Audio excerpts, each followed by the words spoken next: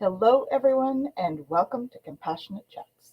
We are here this morning with, I am here this morning. I'm Tanys Coughlan from My Place Home Care, and I am with my co-host, Heidi Gagne, also from My Place Home Care.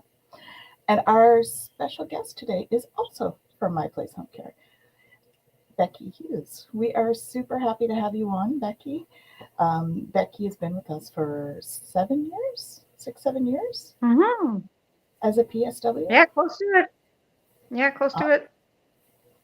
So, how do you find it? How did you get into PSW work? Maybe let's start with that. I know you were DSW. Well, my original degree was DSW, and then I took some time off after I had my daughter, and then kind of went in a different career choice, and then I got laid off at one point. So then I decided to try and get back into my field. So there was a program that I was able to go back to school, and I took the PSW. And then I was lucky enough to get back into both my fields.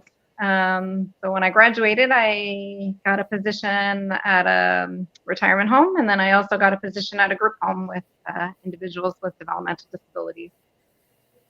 So yeah, that's how I got back into it. So I had about a 10-year gap, but family time. Family time's important, right?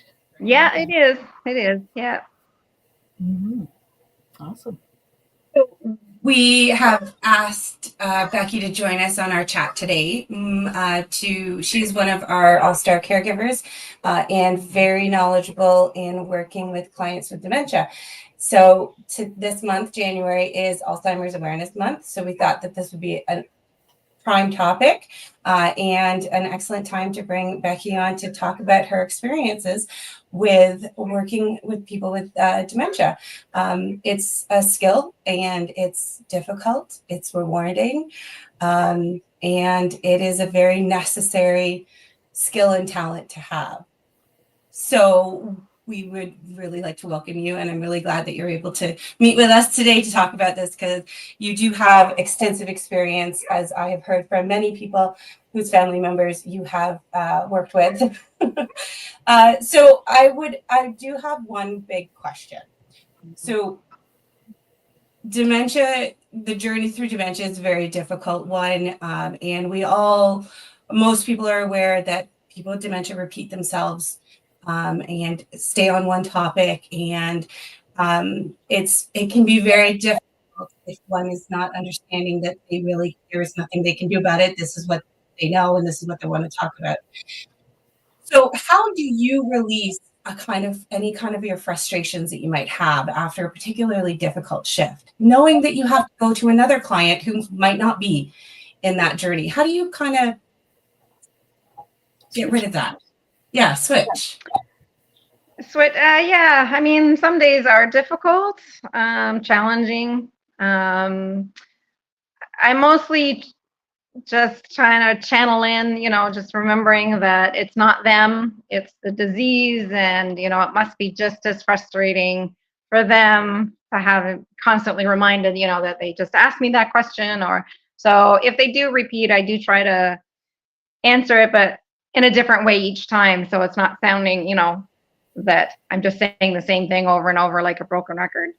And I really, really try not to say, oh, remember you asked me this. So, I usually will say, I recall you asking me this question, and I think this is the answer I gave you, or I think this is what's happening next, or, depending on what the question is.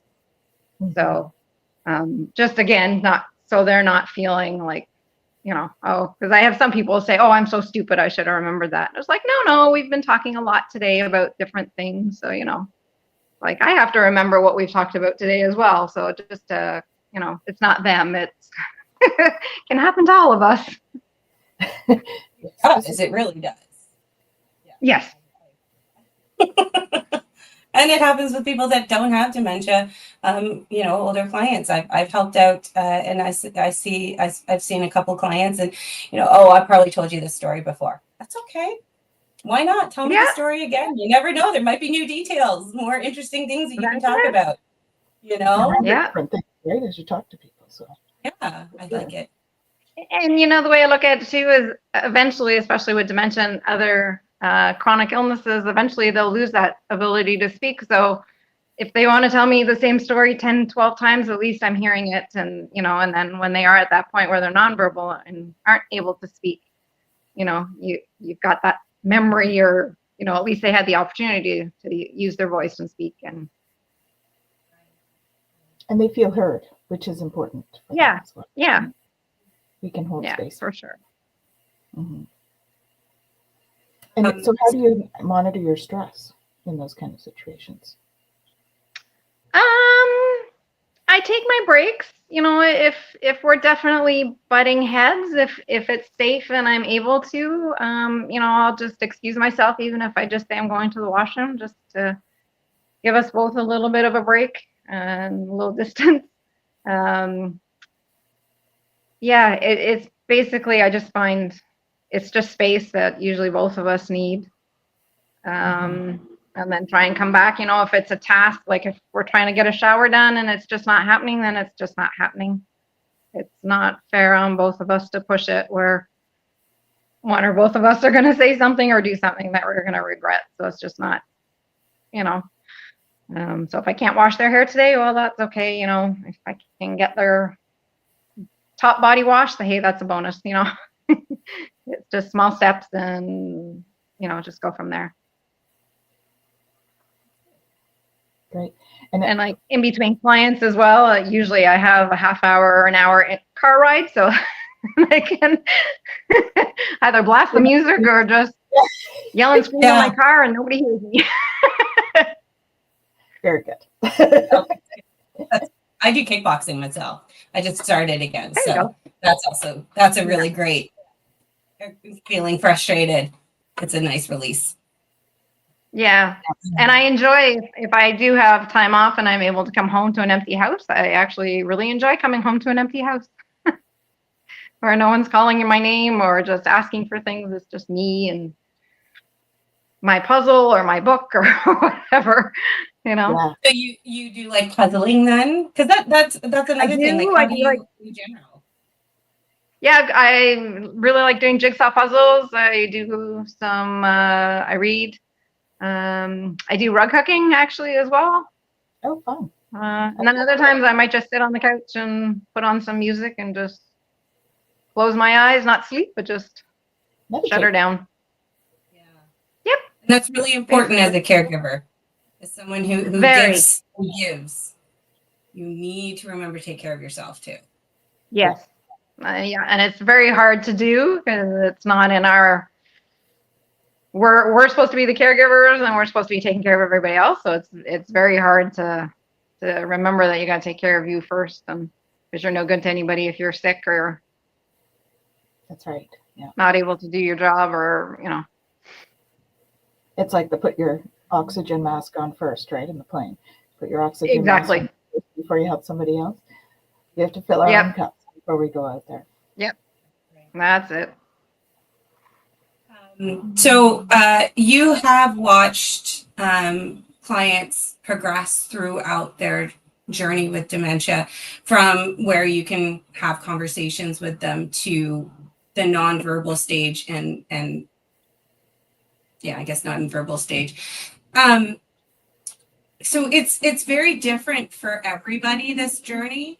How do you as a PSW kind of, I guess,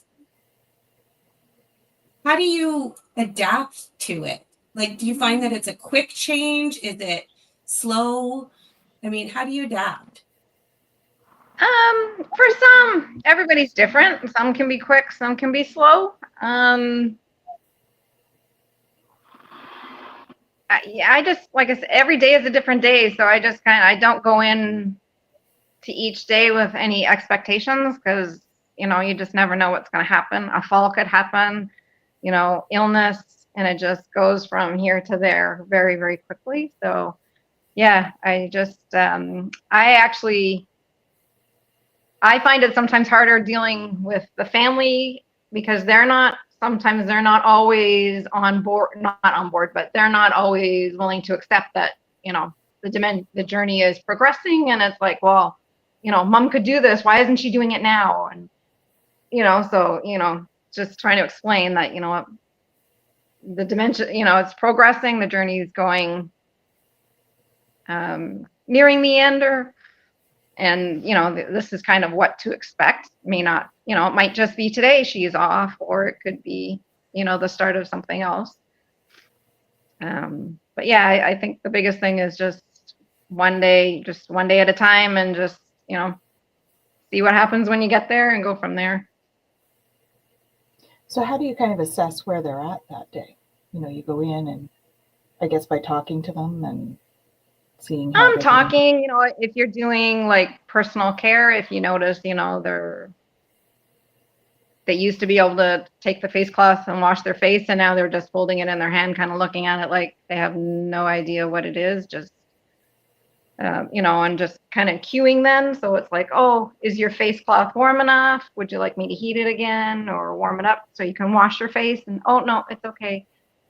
I had one person I was supporting that we used to cook, and then it just got to the point where she wasn't able to remember some of the steps. So then it was like, again, step by step. So it's like, oh, we're going to be making chili today, so we're going to bring out an onion and we're going to do this. And then even as she got a little bit weaker, I would do hand over hand, so she was still able to help me cut the onion or cut whatever we were doing,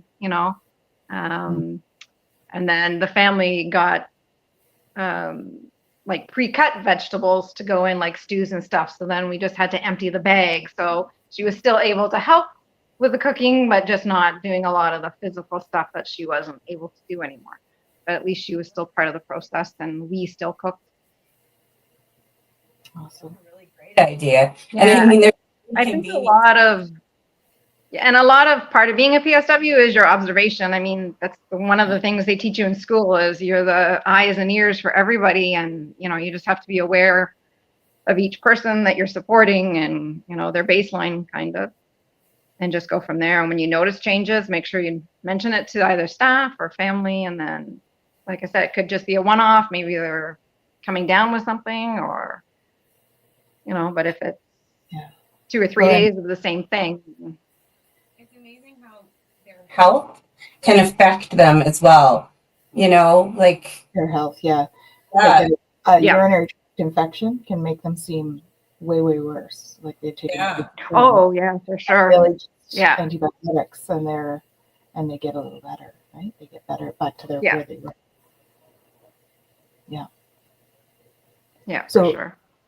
I know that we have a dementia care program that we do with our clients. And so what's been your experience with the dementia care program with our clients? Have you been able to use it's been very helpful. It's nice having the input from the family for like likes and dislikes and history. So again, you can kind of, what's the word? When you're talking with someone that, say they were an engineer, you can talk to them about projects that they've worked on, or, things that they've built, or their family, or as a teacher, what classes they taught and where they taught, and just, history and stuff. So as we know, usually it's short-term memory that's affected with dementia and Alzheimer's. So the long-term memory is there. So it's nice for them to be able to, recall those memories and talk about it and be clear. Mm-hmm. So as a PSW, what can family members do to help you? I mean, our company, we do the dementia program, which includes the client life story. I do know that some of our clients who live in residences have like picture books or like pictures, family pictures and stuff. Is like that sort of thing? Is that helpful? Do you find that if they have that kind of history little book in their room, does that help you to connect with the client a lot better, a lot faster, maybe? Yeah, I think so. Yeah. Mm-hmm. Yeah, family is usually very important, depending on the family functions and stuff. But family and photographs and everything is really, usually really important aspect for the dementia care and getting to know a person. And, and sometimes like if I have someone that's from England, I can talk about my parents being from England, and my brother's still living there, and I can show them pictures of my trips to England or whatever. And it just, again, it's a whole new conversation for them and stuff. So That they feel heard. As yeah, well as exactly. heard. Yeah. And it's not all about, okay, today I have, Becky's coming in to give me a shower. We can start off with just chatting and sometimes it's a nice distraction if I can get them in a good mood. They might be willing to have their shower after. Yeah. And so. Well, and I know that we've created some activities as well for our clients that are tailored, right, to their specific likes and dislikes. Like I remember we did a bird bingo at one point for somebody, and so that kind of thing, because they were an avid bird watcher. And so, those kinds of things, I think with our life story that we do, that's helpful in terms of keeping the client engaged in an activity if they have that sort of inherent like for the thing beforehand. So that's certainly helpful, I think, in terms of that. You're laughing. They're fun to make too. They are fun to make too, yeah. I made a few, and I get to learn a lot of things because I look things up and I research topics and everything. So it's fun. It's a fun thing to do as well. And I found so I get to hear about a lot of all our caregivers daily shifts with clients, and it seems that a lot of them are very interested in word games. I've seen a lot of people like to play Scrabble and bananagrams and that sort of thing, which I think is fantastic as well, and it's good for us now too. For any of us now. Yeah. Well, I used to find music is definitely another one that's very, very important. Yes. I used to find when I was in the field that, when I was doing the activities with the client, it was, at least we were able to have that conversation sometimes, which was a little more challenging other times. That was quite enjoyable. You ended up having quite a lot of fun, doing the games, whether it's Scrabble or, I always enjoy that part. It's always nice to see them smile. Yeah, I had one gentleman, he used to do Wordle every day. And by the time I got there, he'd be like, I did it in 3. I did it in 3. Did you do it today? It was like a competition. That's awesome. And I do that now. We'll text each other. Did it in 3. Yep. Well, it gives them something to work towards too, right? If they're able to do that. Yep. A sense of accomplishment, which is always a good thing. Yeah. No matter what age you are, that's a good thing. So what kind of I guess tips or tricks could you do? Like, I know we always talk about distracting, and how on the fly can you come up with these quick distractions? Like, I'm curious because I haven't been in the field with dementia clients, but man, I'm so impressed with a lot of things that you guys can come up with so quickly. Like, how do you do that? I have no idea. It's a skill. I don't know if you can teach that or not. Sometimes it's just off the fly of your pants. So I don't think it's, you just kind of go with it. We have an interesting comment actually to As We Heal Each Other. So As We Heal Each Other by Purette White. So Purette says, my husband had 18 years of Parkinson's and 4 years with advanced dementia. She knows it well. I was his only caregiver. He was a penitentiary guard, so wasn't able to get relief. Needed special care. That's a lot. That is a lot. That's a lot for someone to deal with. I think that's one of the big roles that our PSWs play, and is that they're able to help and give that relief to the family. Because I'm sure even in your day, Becky, if you're with a client for a longer day, because we do have longer shifts, if you're with a client for a longer shift, by the end of the shift, you do need to decompress and stuff. And I think For caregivers sure. Yeah. always have that luxury, like Pierrette, by the sounds of it. So, Yeah. our heart goes out to you. And that's Pierrette. one thing like in school, they don't really talk about caregiver stress and relief. And, it's just as important for us to be there for the individual with the illness, but it's also very important for their caregivers if they're family members. So even if they can go out and, do groceries for an hour on their own and not have to deal with that, that's a huge for them. And it seems little to us, but for them, it's a huge getaway. Mm-hmm. Pierrette says he passed December last 2023. So, Oh, well, we're sorry for your loss, Pierrette. It's sorry for your loss. a lot. So, yeah. Thanks, Tanys. Hey, Garnet. So, well, that kind of leads into another question then. How as a PSW do you deal with the loss of a client? I mean, for us, I know this year, the 2024 was difficult for us, and we did within our company, we did lose a few really, clients that we've been with for a long time, and it's heartbreaking and difficult. How as a PSW do you personally process that?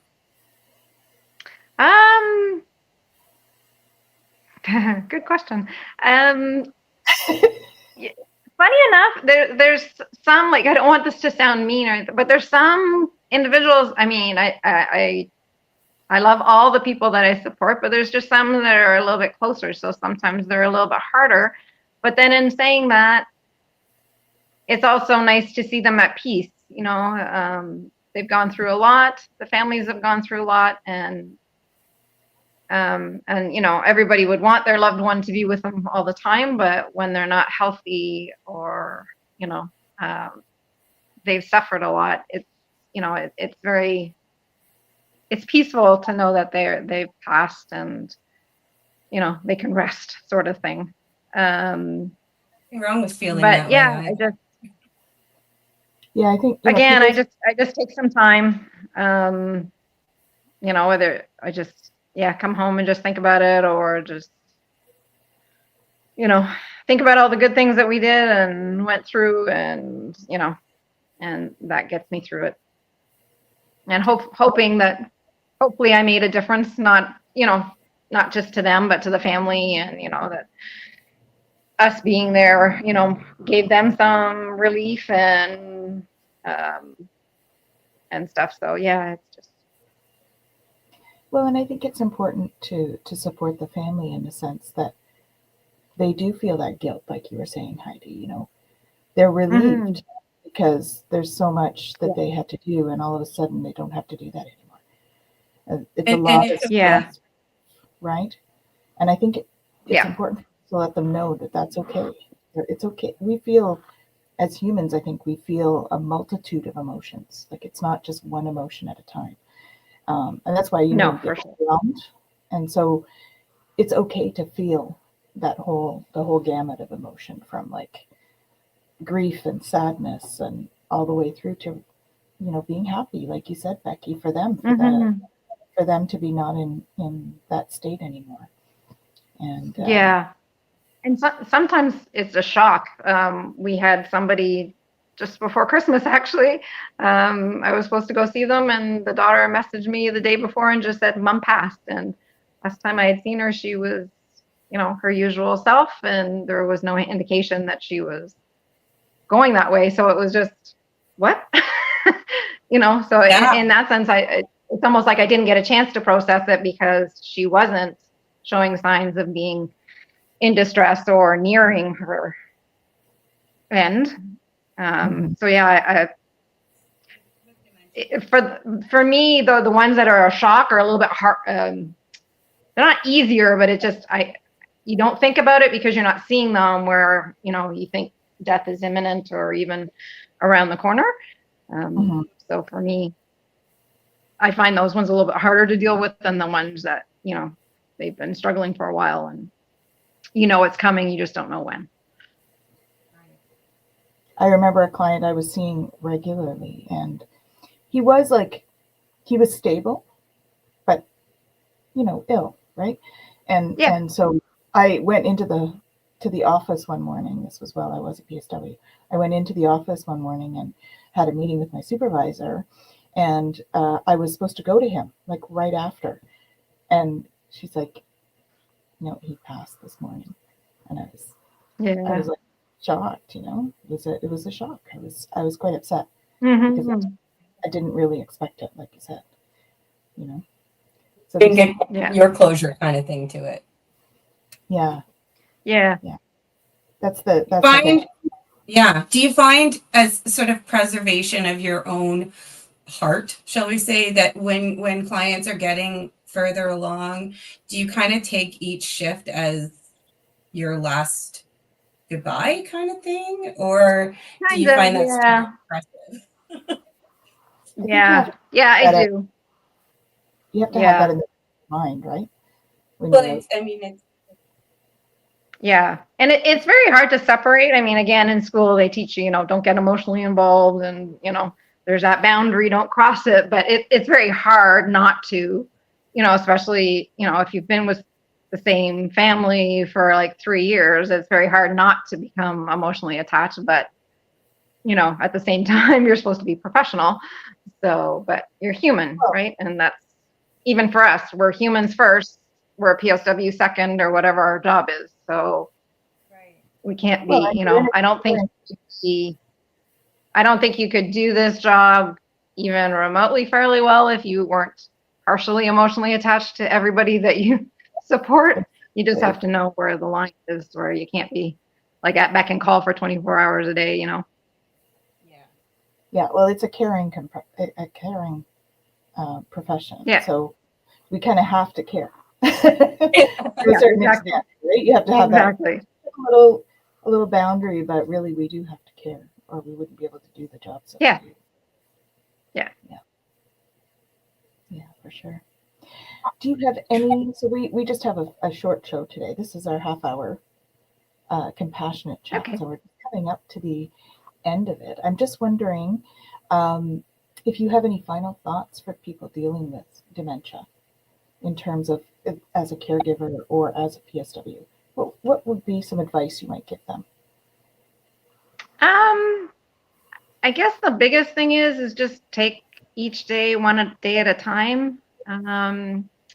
Remember, it's the disease, not the person. But in saying that, treat that person as a person and not treat them as a person with dementia, or he or she.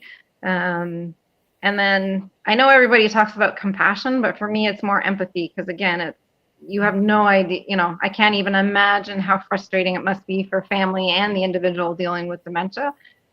So yes, it's frustrating for us to say the same thing 10 times in a row, but imagine how frustrating it is for them not being able to say anything else except for those same words. So to me, empathy is a really big aspect of our job, and just, I think that's about it. And just like I said, one day at a time, and just do your best. That's all we can do. Yeah. Heidi, thoughts? Yeah, no, I think that empathy and remembering and trying living in their world. If things don't make sense to you, it makes sense to them. Play along. It doesn't hurt. Yep. Like the cheapest snow training. Yeah. Live in their world and play along. And if they're feeling distressed because something is bothering them, help them figure it out, even if it doesn't make sense to you. Yep. And remember to take care of yourself as well. Mm-hmm. Yes, for sure. Absolutely. Well, thank you so much. Thank you so much for joining us. Thank you for having me. Such an honor to have you on the show, and It's always a you. pleasure working with you. So we thank you so much for all that you do for the community. And Thank you for you and your support from My Place Home Care. It's always been amazing. Awesome. Thank you so much. And for all our viewers out there, we thank you for joining us. And we hope to see you back real soon. Have a good day.